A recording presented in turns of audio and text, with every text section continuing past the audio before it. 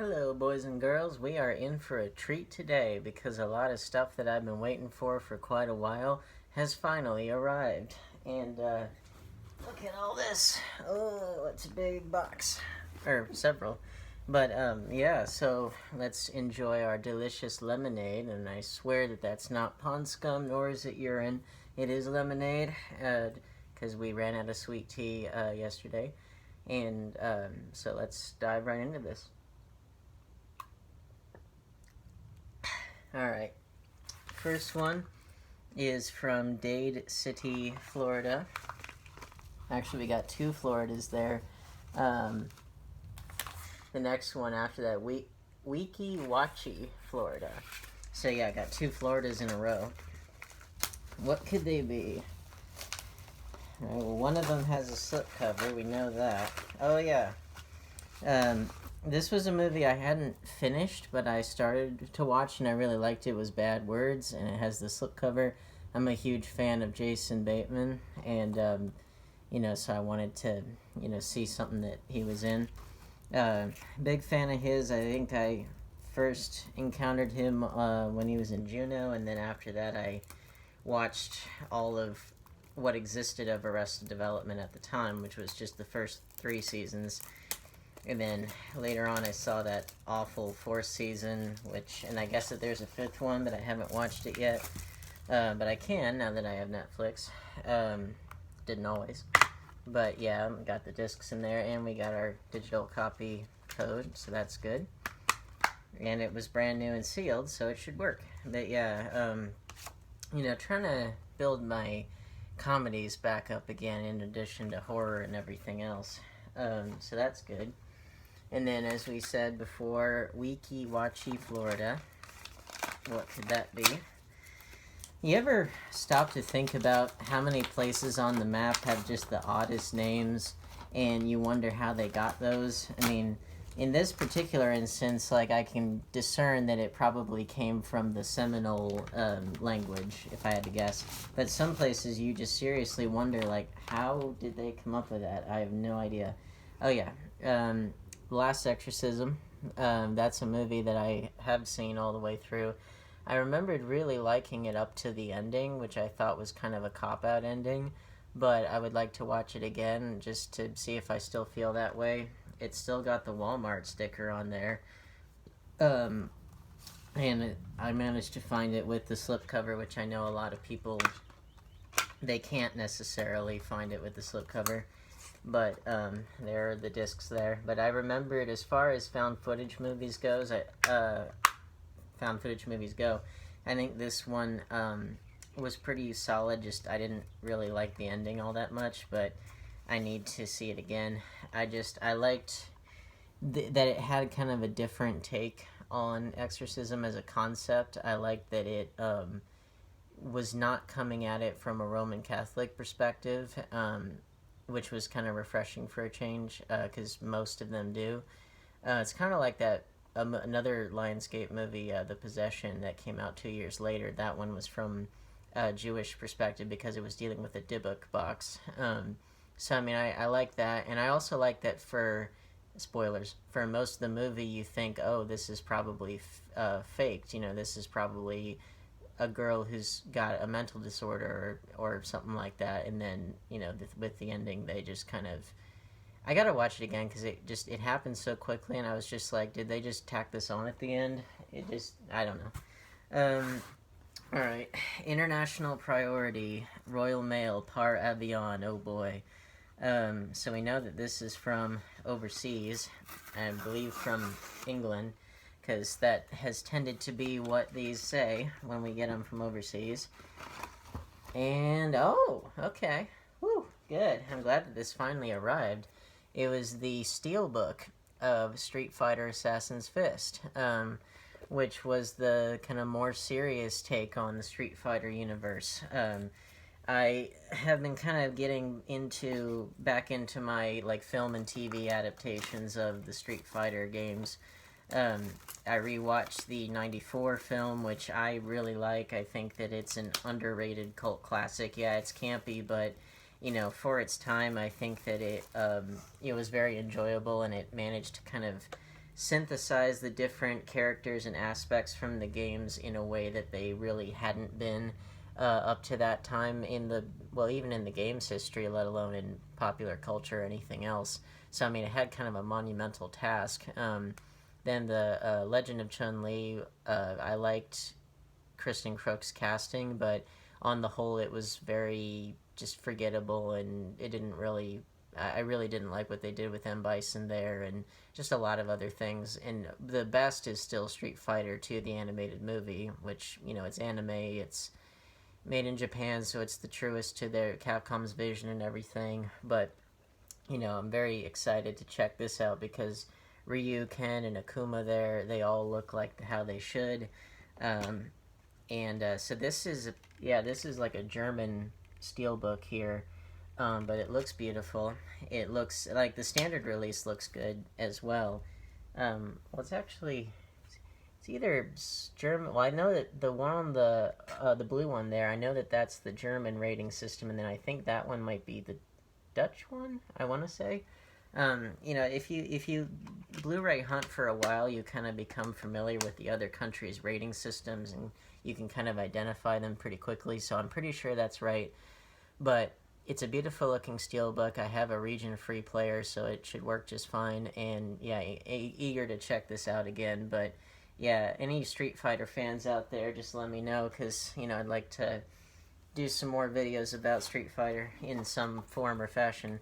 Now, this big one is from Wesley Chapel, Florida, and I have since gone back and I have put in to the descriptions of the older videos, I've put in those eBay sellers and their URLs, and I'll put it in the description for this one just because, well, I'm terrible with remembering names, and just this way you can give them some love because they've been so good to me. This is the one that I got the buy two get one free from, you know, that particular seller.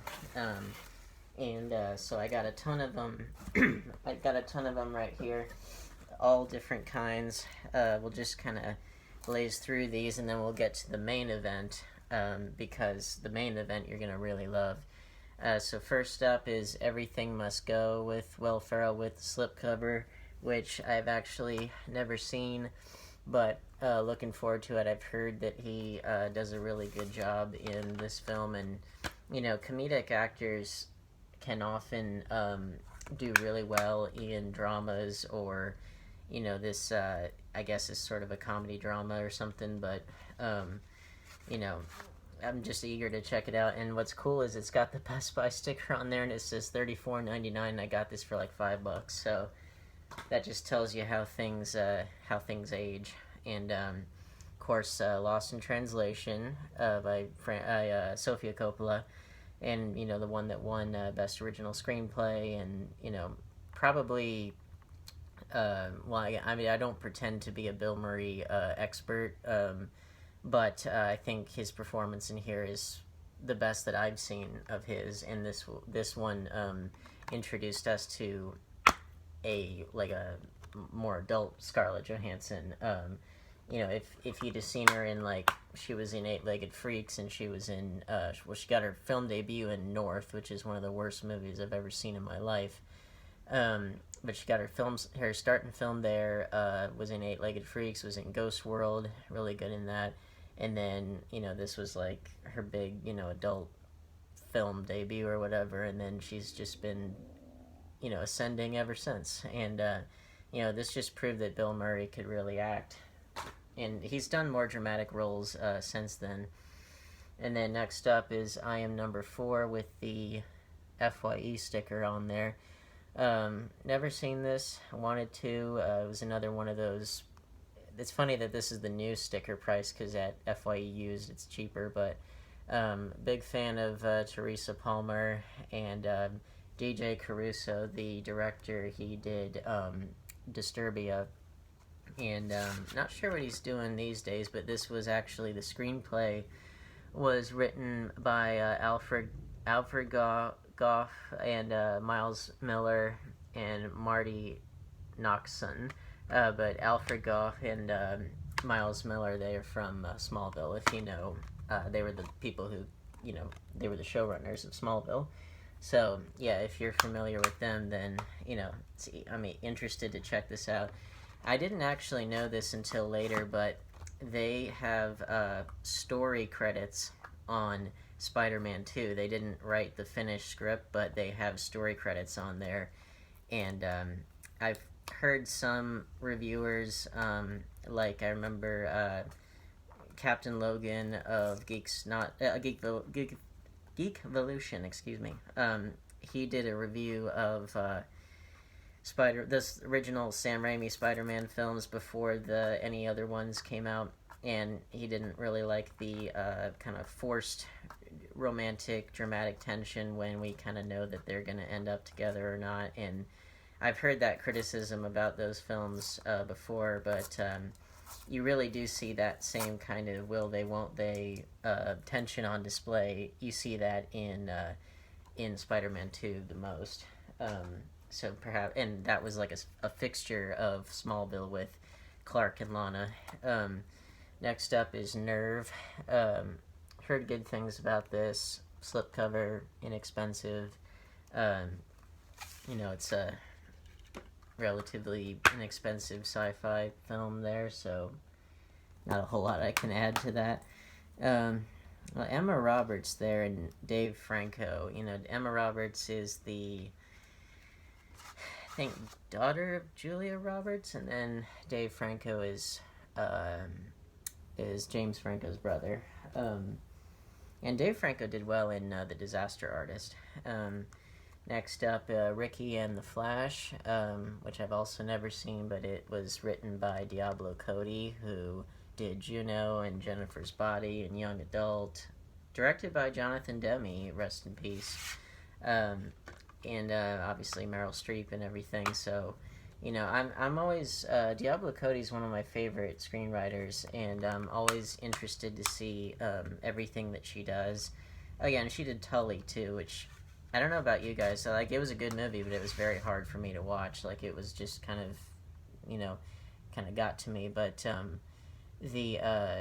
I think she's one of the best screenwriters that's working today. She has a great voice, great knack for dialogue. I fell in love with her as soon as I saw Juno as a high school kid. And Jennifer's Body, I remembered people really hated it when it came out, but then now after Me Too, it's kind of gotten this retroactive appreciation, and I was like, I liked it at the time. I liked it before the retrospectives and stuff. So, if you like something and other people don't like it, then don't, be discouraged, because eventually you'll be vindicated someday. At least with, a cult following, if not a mainstream following. Next up, Bad Moms, which I used to have in the collection. Had to sell it, now I got it back. Really like Mila Kunis and Kristen Bell there. Eager to check this out. Trying to expose myself to more modern day mainstream comedies, because I tend not to watch a lot of comedy. If I watch comedy, then it tends to be horror comedy, or it tends to be mixed in with some other genre. I tend to like comedies that are dramatic films even that have a comedy in it, or comedic moments, or even the Marvel films. The Marvel Studios films have tended to be good with their comedic writing, but as far as just pure comedies, I need to just catch up on a lot of things. Over Your Dead Body, this was a less expensive Scream Factory release. I believe it's a Japanese J-horror film, and trying to get my Scream Factory count back up, and especially, not everything that they put out is some of the classics from whatever time period. Sometimes they put out contemporary things, and this is one of them. And it's pretty cool to see what less mainstream people are doing today. And this Takashi Miike, who did Audition, so it's cool to check that out. Now, to correct something, we won't do that one yet. To correct something that I realized as I watched the last video back, I made a mistake. I said Iron Blood, but it was Ironclad. I think I was just getting mixed up because it was Battle, whatever, it had blood in the subtitle there, but yeah, it's Ironclad, excuse me. But yeah, this one that I'm opening right now is the first Ironclad, which I mentioned in the last video with Kate Mara and Paul Giamatti, and is that what's his face? Yeah, where is he? I guess not. Well, never mind. I thought it was Brian Cox. It might be. I don't know. But there we go. So yeah, this one doesn't have a slipcover like the other one did, but again, kind of a neat to see people that are doing period films without massive studio backing. It's just neat to see what they do with it. And big fan of Paul Giamatti, huge fan of Kate Mara. I think they're both really good, so eager to check this out too. I'm getting a lot of stuff coming in faster than I can necessarily watch them all at one time, but that's alright, I'll be able to catch up. So this is the one that was on top of that. It was on my mind. I wanted to get it out of the way. This is Hammer of the Gods. I had this was in like the 788 bin at Walmart, I remember. The one that I had didn't have the slipcover, but then this one I found with the slipcover. And you did see, for a while there, you did see some of these that were kind of Walmart exclusives that they had a deal with Magnet releasing, which is affiliated with Magnolia Entertainment. They put out some more indie things, and you got to see some more obscure things, like some of these, like this is a Viking one.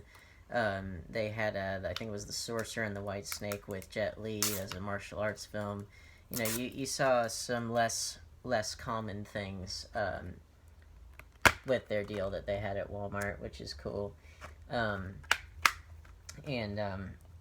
Yeah, again, just good to broaden your horizons into less mainstream territory. And then I remembered seeing this movie in the theater, Australia, the Baz Luhrmann film with Nicole Kidman and Hugh Jackman. Haven't watched it in a long time. I wonder how well it has aged. I don't know. I remembered the thing that I really liked about this film, especially as a this was like 2008, so I would have been like 16, 17.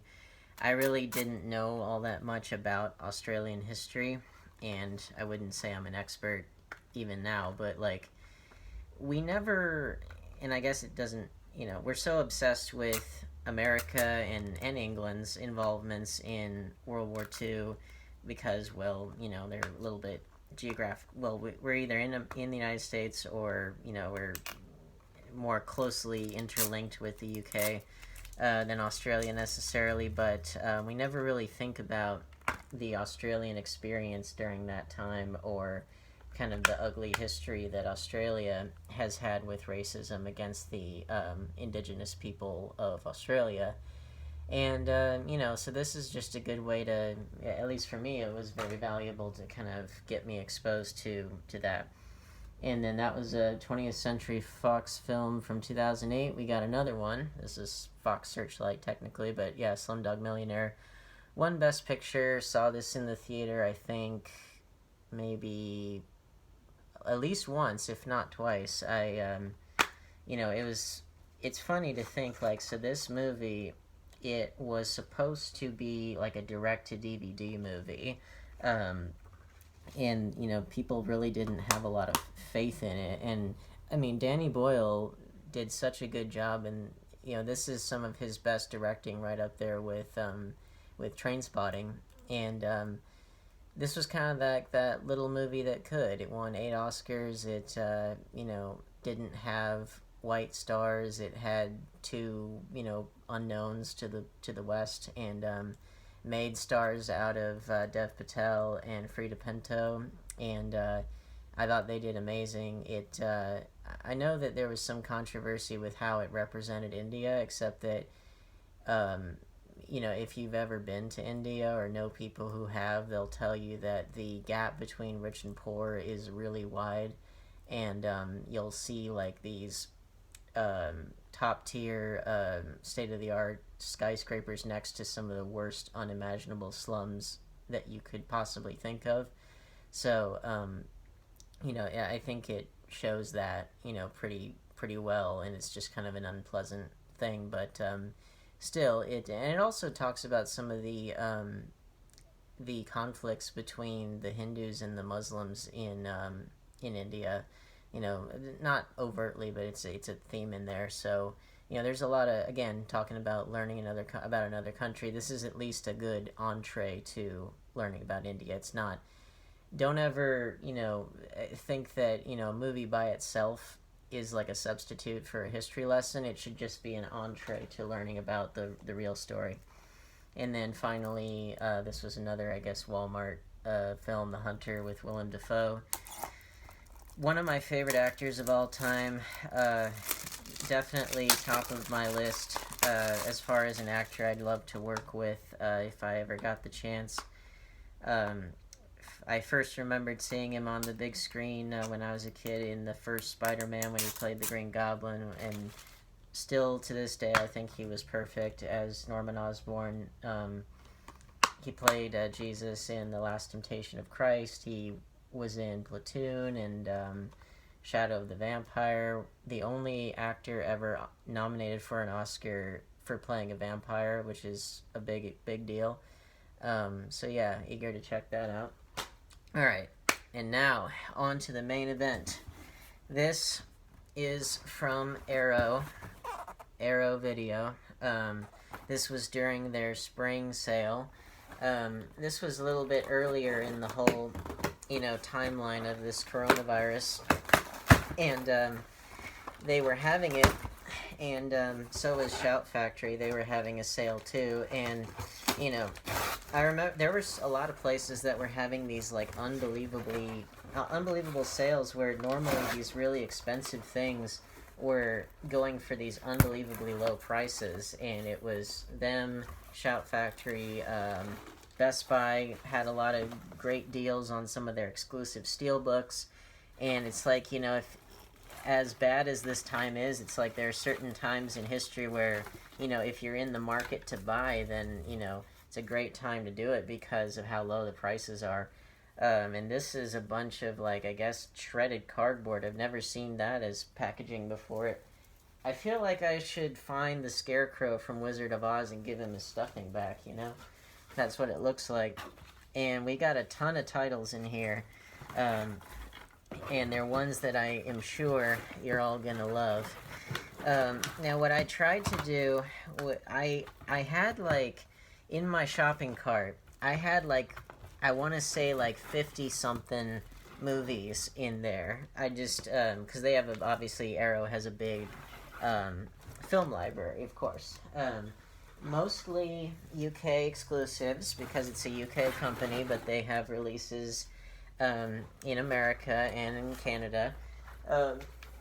So, you know, it's one of those things where, you know, I've been following their releases as they've come to the United States, and then I've also seen what they have exclusive to the UK. And so, because I couldn't realistically afford, you know, 50-something movies, I had to really whittle it down, which was hard to do, because it's like you have all these great films, and it's like, you got, do I want to chop off my arm or my leg, you know? And eventually I finally came away with the small stack that you're going to see right now. So here we go. Let me know in the comments if you guys got anything cool during that sale, if you were following it. But first up is Elvira, Mistress of the Dark. This was out in the UK for a while before it ever got to the United States. It got to the United States, I think, recently, but, so I ordered it before it got released here. But, yeah, this is a film that I remembered seeing. You know, Elvira's great. Horror hosts in general are great, but she had a particularly fun personality and, you know, beautiful. And I remembered that this was a really fun time. There's the booklet and the disc there. And this one does have a reversible cover there. And it has the original theatrical poster on it, which is a pretty good one. I mean, Arrow is right up there with Shout Factory as far as having, well, cool reversible covers, but then their original artwork tends to be really good too. Which I mentioned that in the last video, that I tend to like to get the original artwork for things, which is true, but in the cases of these two, like, if their original artwork is as good or better than the poster, then I'm cool with it. I just don't like it when there's, like, an iconic poster and, like, a studio decides, oh, we're gonna change it for the DVD release to something so much worse. It's like, why do it? Next up, Matinee, which is a Joe Dante film with John Goodman. It's kind of a throwback to, like, the 50s and 60s giant monster sci-fi films, and I believe the plot intersects with the Cuban Missile Crisis, and also, like, you know, William Castle a little bit with some of the gimmicks that he would do in the theater. That's such a great cover there too. It's awesome. John Goodman is I'm glad that he's doing more dramatic and kind of scary roles now, or even if it's like something ensemble like Kong, Skull Island, you know. Even if it's something like that, you know, he's showing his stuff. Loved him in 10 Cloverfield Lane recently. He was really creepy. I like it when he plays bad guys, to be honest. Like, he's a really versatile actor, but I really like it when he plays bad guys, which most people know him as kind of the lovable nice guy. I like it when he plays bad guys, like there, or in 10 Cloverfield Lane, and especially in one of my favorite movies of all time, Barton Fink. Love Barton Fink. Anyway, next up, one of my all-time favorite movies, Network. I used to have this on just the normal standard Warner Brothers Blu-ray that they have in the United States. Had no idea that it had an Arrow Academy version in the UK, and it says MGM down here, so maybe that's who has the rights in the UK. But one of my all-time favorite movies. This is kind of a life-changing movie, to be honest. Like, has one of the best screenplays ever written by Paddy Chayefsky. Some of the best acting you'll ever see in a movie. It was really prophetic as far as, like, our age of, well, junk television, news that isn't really the news. It's sensationalism where ratings take precedence over truth or over content. You know, it really foreshadowed so much of the world that we live in and we just take for granted these days. And I think that's part of why this was so outrageous at the time, because they couldn't really fathom a world like that. Well, guess what? We're living in it every day.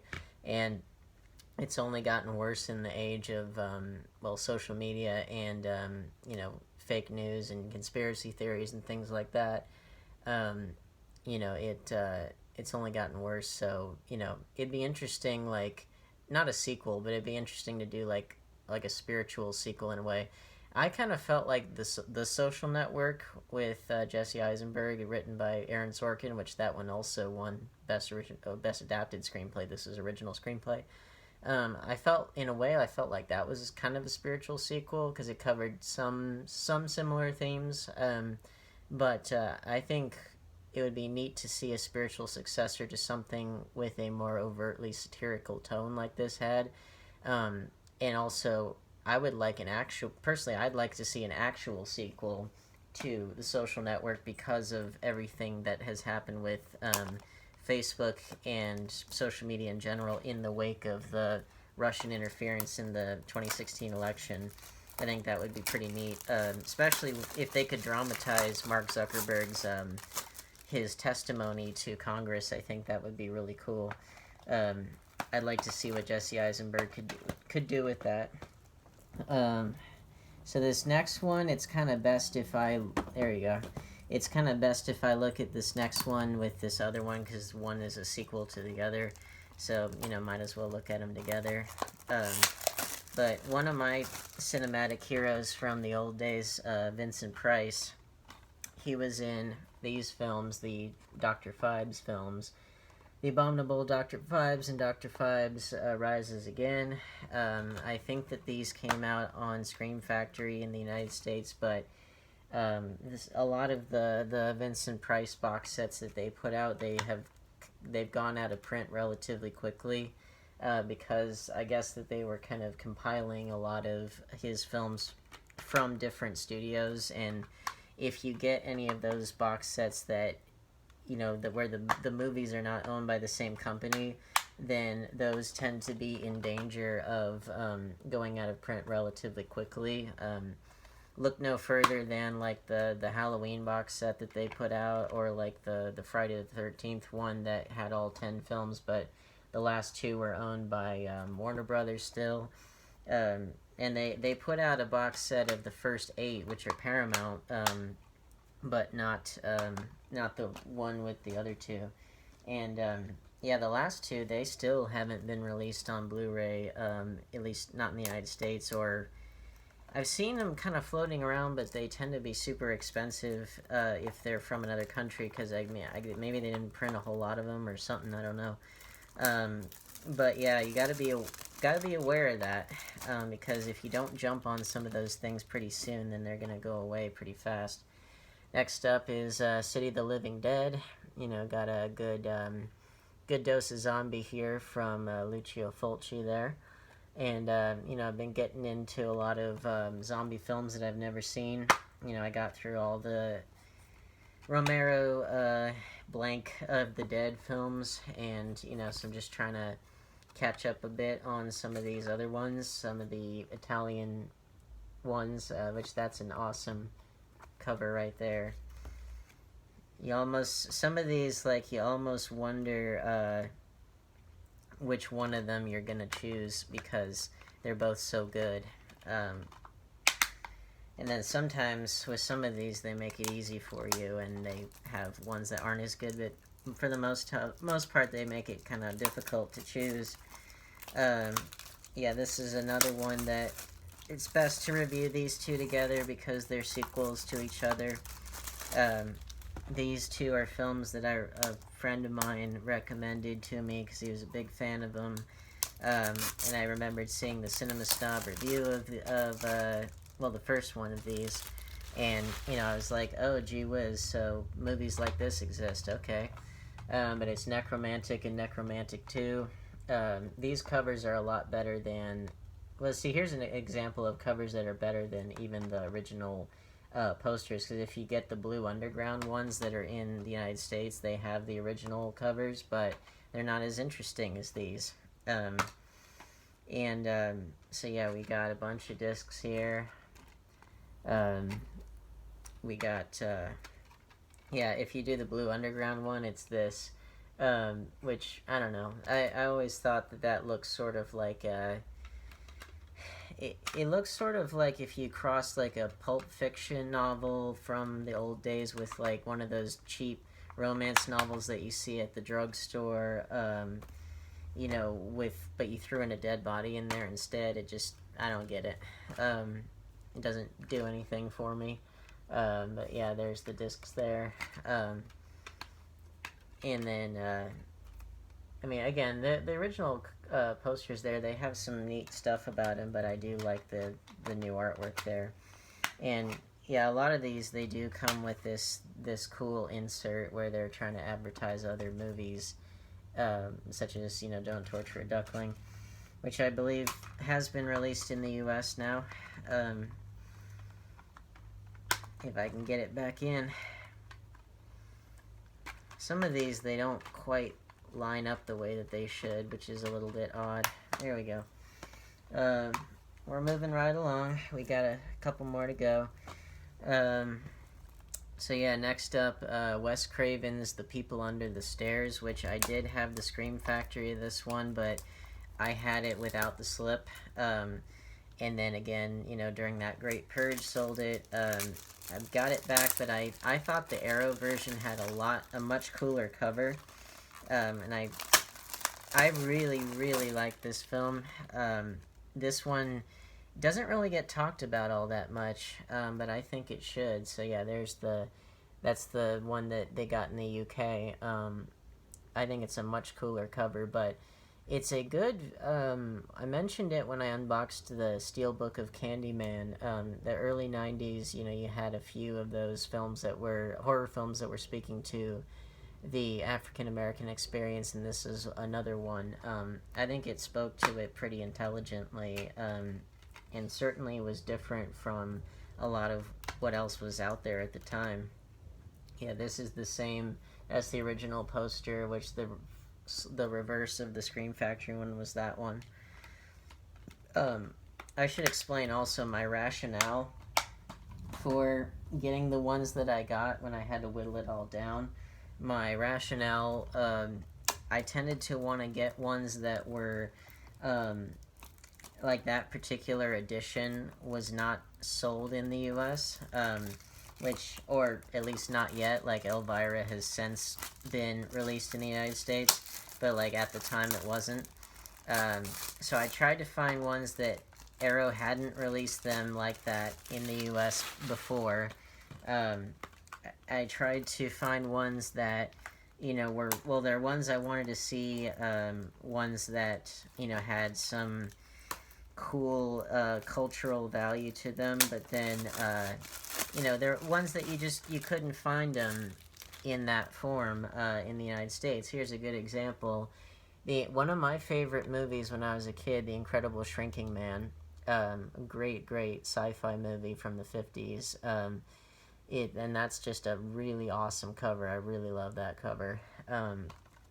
I was and am a big sci-fi fan, and The Incredible Shrinking Man has some of the best kind of plot progression.